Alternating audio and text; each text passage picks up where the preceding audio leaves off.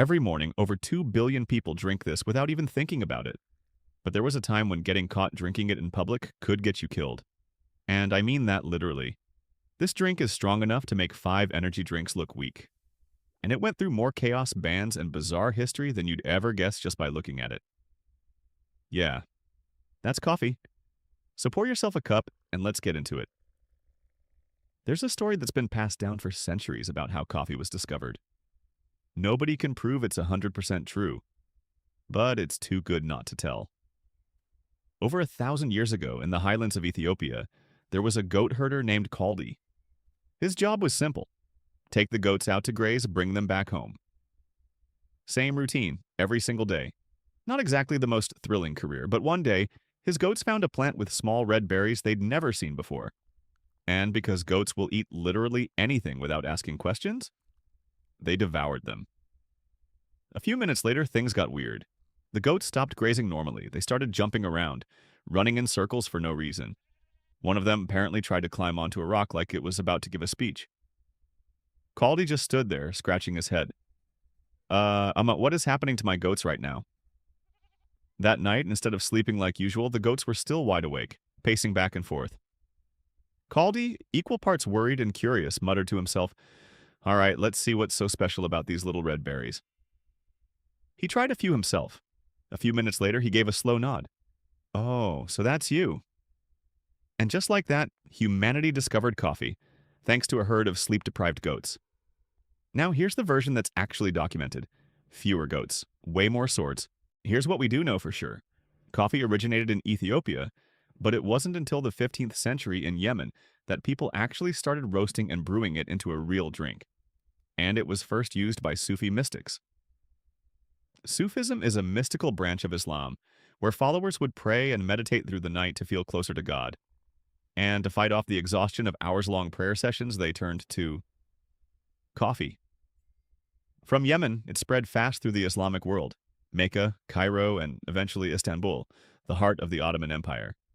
And everywhere coffee went, coffee houses followed. These weren't like modern coffee shops where people sit with laptops. They were social hubs, places to play chess, hear stories, listen to music, and most importantly, gossip about absolutely everything, including politics. And that's exactly what made rulers nervous. As early as 1511, the city of Mecca issued the first coffee ban in recorded history on religious grounds. It only lasted a few weeks before it was dropped. But it kicked off a strange pattern. From the 16th to the 18th century, religious and political leaders kept trying and failing to ban coffee, all for the same reason. Coffee houses were just too good at brewing rebellion, and one ruler took it further than anyone else. In 1633, a young Ottoman sultan named Murad IV decided the best way to crush any hint of rebellion was to ban coffee entirely. But he didn't ban it the normal way. According to several historical accounts, Murad IV would disguise himself as an ordinary citizen and roam the streets of Istanbul at night, carrying a 100-pound sword. If he caught someone drinking coffee in public, he'd execute them on the spot. Yes, you read that right. Drink coffee at the wrong moment and you'd lose your head. If you survived your first offense, you got off easy, just a beating. But a second offense meant getting sewn into a leather sack and tossed into the Bosphorus. Here's the funniest part, though. Murad IV himself drank alcohol heavily every single day. He just banned everyone else from doing it in public. He eventually died at 27 from cirrhosis of the liver. Despite the brutal crackdown, people never actually gave up coffee. They just got better at hiding it. And within a few decades of Murad IV's death, Istanbul's coffee houses were just as busy as ever, like nothing had happened. But the Ottomans weren't the only ones afraid of coffee. When this dark, mysterious drink reached Europe in the 16th century, it ran straight into another powerful enemy: the church. Many European clergy looked at coffee with deep suspicion. It came from the Islamic world, it was black as coal, and it made people unusually alert. That alone was enough for some to call it the infidel's drink, or worse, Satan's drink. Some clergy were so against it that they petitioned the Pope directly, demanding he officially ban this sinful beverage. And the Pope at the time decided, before banning anything, he should probably try it first.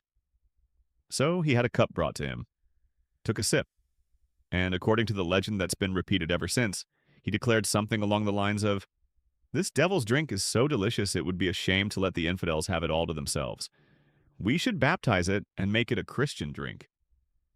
And just like that, instead of getting banned, coffee got cleansed of its demonic reputation and spread freely across Europe from that point on. In other words, coffee might be the only drink in history that was personally baptized by a pope. Now, here's the part that hits closer to home, because if you're American, this is exactly why coffee, not tea, became your national drink. In 1773, American colonists were furious over British taxes on tea. So they did something pretty dramatic. They disguised themselves, boarded British East India Company ships, and dumped 342 chests of tea into Boston Harbor. History remembers this as the Boston Tea Party, but the most interesting part happened right after. Drinking tea, something deeply British, suddenly became seen as unpatriotic. One of America's founding fathers, John Adams, even wrote to his wife declaring he was giving up tea entirely in favor of coffee. And that's basically what the whole country did. From that point on, coffee gradually replaced tea as the drink of American patriotism.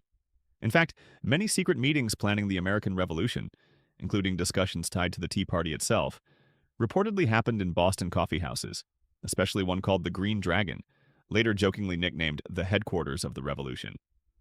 In other words, the reason America runs on coffee every morning is, in part, thanks to a 250-year-old tax revolt against tea. And that's pretty much where the crazy history of coffee ends. Wars, kings, popes, revolutions. Coffee was there for all of it. But coffee didn't stay in the past. Today, it's a massive global industry feeding billions of cups every single day. So let's leave the history behind for a second and look at where all of it actually comes from now. Now back to the present.